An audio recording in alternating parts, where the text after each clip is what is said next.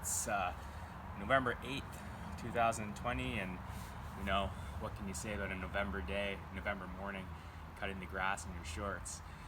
It's been really warm, and today I'm taking the opportunity to give the grass one more cut for the season. And what I do this time of year is just kind of like mulch up the rest of the leaves and just let them stay in the grass, because it's good for the grass. So today I thought I'd take an opportunity to check in on the Washingtonia palms and see how they're looking, because we did have a cold snap about a week ago, so stay tuned for that.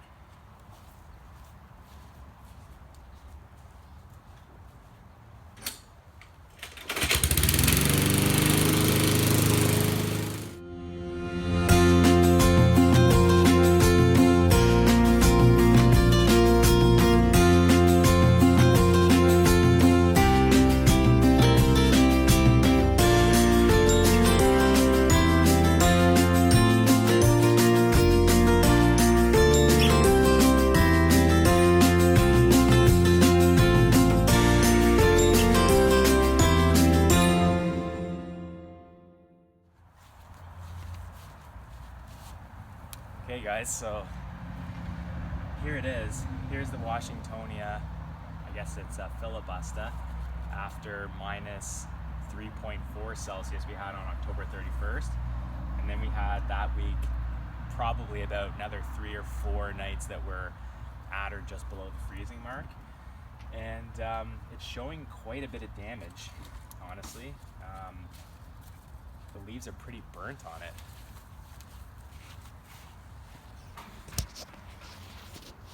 So I was a little bit surprised to come out a couple of days later and see the damage on here. So like these leaves would be toast.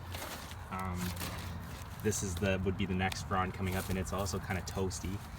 And I'm sure the spear is absolutely fine. I know these guys are hardy in the sense of like out west, they can take really cold temperatures, but that's sort of like a dry cold and for brief periods. I don't know. I'm gonna protect it. I think I'm gonna have to protect it next week. Not my Trachycarpus fortunae yet though, but I think I'll have to do this one. So stay tuned for a video on that, and in a moment we'll go check in on the other ones. I know this video isn't about windmill palms, but how could I resist? Look at that.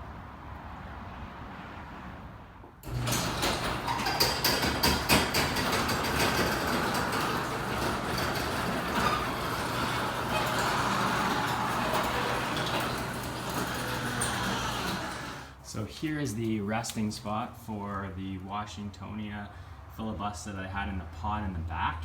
So this is like just in the corner of my garage, and I cut off all the leaves just so it would fit in here nicely, and it still has its main spear.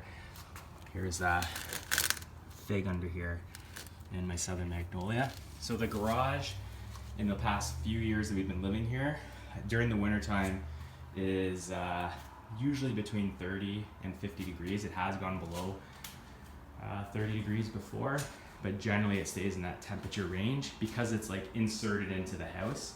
And then as well, as you can see this time of year, this is southwest facing, and the sun hits the garage all day long, keeping it nice and warm.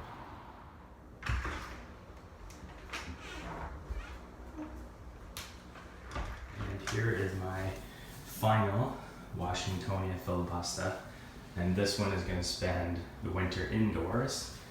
And it came in with all its leaves, but I ended up chopping them off because once they came inside, they all kind of shriveled up after a couple of weeks and didn't look great. So I cut them off, and then this one's been opening since inside. And this is a pretty bright, it's the entrance to our home, and it's pretty bright.